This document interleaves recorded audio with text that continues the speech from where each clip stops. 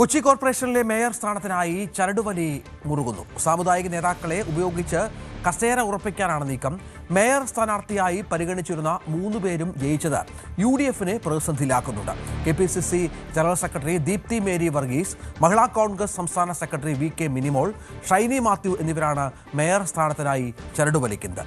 ആജ്ഞ രവീന്ദ്രൻ വിവരങ്ങൾ പങ്കുവെക്കുകയാണ്. ആജ്ഞ, ഏതായാലും പ്രധാനപ്പെട്ട ഒരു കാര്യമെന്ന് പറയുന്നത് ദീപ്തി മേരി വർഗീസ് തന്നെയാണ് പ്രാധാന്യമുള്ളത്. പക്ഷെ അപ്പോഴും ഒരു തീരുമാനത്തിലേക്ക് എത്തുന്നതിൽ എന്തെങ്കിലും തടസ്സമുണ്ടാകുന്നുണ്ടോ? കൊച്ചി മേയർ സ്ഥാനം എന്ന് പറഞ്ഞാൽ കോൺഗ്രസിനെ സംബന്ധിച്ചിടത്തോളം വളരെ പ്രധാനപ്പെട്ട ഒന്നാണ്. അവിടെ കൂടുതൽ നേതാക്കൾ ഉണ്ടാകാം ആശിക്കുന്നവരായി. ദീപ്തിയിലേക്ക് തന്നെ കാര്യങ്ങൾ എത്താനാണോ സാധ്യത, അതോ മറ്റു പേരുകൾ പരിഗണിക്കുന്നുണ്ടോ?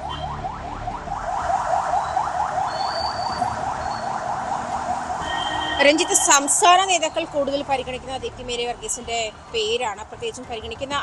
അവരുടെ നിർദ്ദേശം അങ്ങനെയാണ്. പ്രത്യേകിച്ചും ഈ ദീപ്തി മേരി വർഗീസ് KPCC ജനറൽ സെക്രട്ടറിയാണ്. പാർട്ടിയിലെ വലിയ സ്ഥാനം വഹിക്കുന്ന ഒരു ലേഡി എന്നുള്ള നിലയിൽ വനിതാ സംവരണമാണ് കൊച്ചി മേയർ സ്ഥാനം.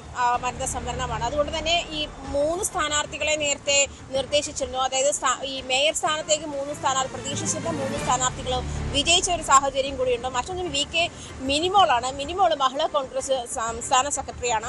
അവരുടെ പേര് നേരത്തെ തന്നെ, അതായത് മിനിമോൾ ജയിച്ചാൽ മിനിമോൾ തന്നെ മേയർ ആകുമെന്നുള്ള ഒരു സാഹചര്യം കൂടി ഉണ്ടായിരുന്നു. അതിനൊപ്പം ഇപ്പോൾ ഫോർട്ട് കൊച്ചിയിലെ ഷൈനി മാത്യുവും രംഗത്തുണ്ട്. ഈ 3 പേരുമാണ്. 3 പേരുകളിൽ ആര് എന്നുള്ള ഒരു സാഹചര്യത്തിലേക്ക് രഞ്ജിത്ത് സൂചിപ്പിച്ചതുപോലെ ഈ ഒരു നേതൃസ്ഥാനത്തിലിരിക്കുന്ന ആളെന്നുള്ള നിലയിൽ ദീപ്തി മേരി വർഗീസിനുള്ള സാധ്യത ഏറെയാണ്. സംസ്ഥാന നേതാക്കളും സജസ്റ്റ് ചെയ്യുന്ന ഒരു പേരും അത് തന്നെയാണ്. അതേസമയം ഈ 2 പേരും VK മിനിമോളും അതുപോലെ ദീപ്തി മേരി വർഗീസും ഒരേ ഇടവകക്കാരായതുകൊണ്ടും ഈ സാമുദായിക സമവാക്യങ്ങൾ ഇവിടെ അങ്ങോട്ട് വിലപ്പോകില്ല എന്നാണ് മനസ്സിലാക്കുന്നത്. അതേസമയം ഈ വിവിധ സമുദായ നേതാക്കളെ ഉപയോഗിച്ച് അത് അവരുടെ അവരെ കൊണ്ട് ഇമ്പോസ് ചെയ്യിപ്പിച്ചുകൊണ്ട് മേയർ സ്ഥാനാർത്ഥിയിലേക്ക് വരാൻ ഈ 3 പേരും ഷൈനി മാത്യു, VK മിനിമോളും ദീപ്തി മേരി വർഗീസും ശ്രമിക്കുന്നുണ്ട് എന്നുള്ള കാര്യമാണ് മനസ്സിലാക്കുന്നത്. അങ്ങനെയാണ് ഈ ശരിക്കും കോൺഗ്രസിനും UDF-നും പ്രതിസന്ധിയിലാക്കിയത് ഈ 3 പേരും വിജയിച്ചു വന്നു എന്നുള്ളത് മാത്രമാണ്. അതുകൊണ്ട് തന്നെ ആർക്ക് എന്നുള്ള ഒരു സാഹചര്യം, ഒരു പക്ഷേ ദീപ്തി മേരി വർഗീസിനെ മേയറാക്കിയ ശേഷം അടുത്ത നിയമസഭാ തെരഞ്ഞെടുപ്പിലേക്ക് മത്സരിപ്പിക്കുമ്പോൾ അടുത്ത ആൾക്ക് മേയർ സ്ഥാനാർത്ഥിയാകാം എന്നുള്ള സാഹചര്യങ്ങളൊക്കെ മുന്നോട്ട് വെക്കുന്നുണ്ട് കോൺഗ്രസ് എന്നാണ് മനസ്സിലാക്കാൻ കഴിയുന്നത്. എന്തായാലും 21-ാം തീയതിക്ക് മുൻപാകെ അടിയന്തരമായിട്ട് തന്നെ ഈ ആരാണോ മേയർ സ്ഥാനാർത്ഥി അല്ലെങ്കിൽ മേയർ ആകുന്നത് ആരാണ് എന്നുള്ള കാര്യത്തിൽ തീരുമാനം എത്തിയേ DCCക്ക് കഴിയുകയുള്ളൂ. അതിനു മുൻപ് തന്നെ ഇതിനുള്ള തീരുമാനത്തിലെത്താനുള്ള ഒരു സാഹചര്യത്തിലേക്ക് തന്നെയാണ്. അതേസമയം മറ്റൊരു പ്രധാനപ്പെട്ട കാര്യം എന്ന് പറയുന്നത് ഡെപ്യൂട്ടി മേയർ സ്ഥാനമാണ്.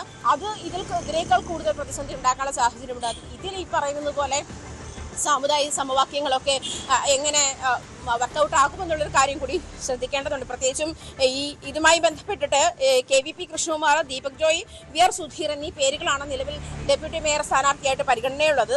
അതുപോലെ തന്നെ ഈ 3 പേരെയും അനുനയിപ്പിക്കാനുള്ള ശ്രമങ്ങളിലുമാണ് DCC. ഈ സാമുദായിക സമവാക്യങ്ങളൊക്കെ പുറപ്പാക്കിക്കൊണ്ട് അതല്ലെങ്കിൽ അവരെ അനുനയിപ്പിച്ചുകൊണ്ട് മുന്നോട്ട് പോകാനുള്ള നീക്കത്തിലാണ് DCC ഉള്ളത്. എന്തായാലും 21-ന് മുൻപ് തന്നെ ഇക്കാര്യത്തിൽ സത്യപ്രതിജ്ഞയ്ക്ക് മുൻപ് തന്നെ ഇക്കാര്യത്തിൽ തീരുമാനമാക്കേണ്ടതുമുണ്ട്. എന്തായാലും രഞ്ജിത്ത് സൂചിപ്പിച്ചതുപോലെ കൂടുതൽ സാധ്യത കാണുന്നത് ദീപ്തി മേരി വർഗീസിനാണ്. പക്ഷേ ഈ പറയുന്നത് പോലെ മിനിമോൾക്ക് അതിൽ അസ്വസ്ഥതയുണ്ട്, അല്ലെങ്കിൽ അസ്വാരസ്യങ്ങളുണ്ട്.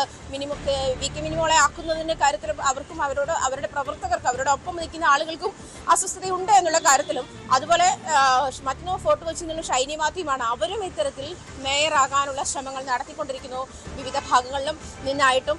ഈ പ്രധാനപ്പെട്ട കാര്യം എന്താണ്, ദീപ്തി മേരി വർഗീസും VK മിനിമോളും ഒരേ ഇടവകയിലുള്ളതായതുകൊണ്ട് അതിൽ ഈ പറഞ്ഞതുപോലെ അവർക്ക് ഇവർ രണ്ടിൽ ആരായാലും അവർക്ക് ഒരുപോലെ തന്നെയാണ്. പക്ഷേ ഷൈനി മാത്യുവിൻ്റെ കാര്യമല്ല. ഷൈനി മാത്യു ആ കാര്യത്തിൽ സാമുദായിക നേതാക്കളുമായി ബന്ധപ്പെട്ട മേയർ സ്ഥാനത്തിലേക്ക് വരാനുള്ള ഒരു സാഹചര്യം കൂടി പരിശോധിക്കുന്നുണ്ട് എന്നാണ് മനസ്സിലാക്കാൻ കഴിയുന്നത്. എന്തായാലും മനസ്സിലാക്കുന്ന ഒരു സാഹചര്യം, അതിൽ നിലവിലുള്ള ഒരു അനുകൂല സാഹചര്യം എന്ന് പറയുന്നത് ദീപ്തി മേരി വർഗീസിനാണ്. അത് അവർ KPCC ജനറൽ സെക്രട്ടറിയാണ്.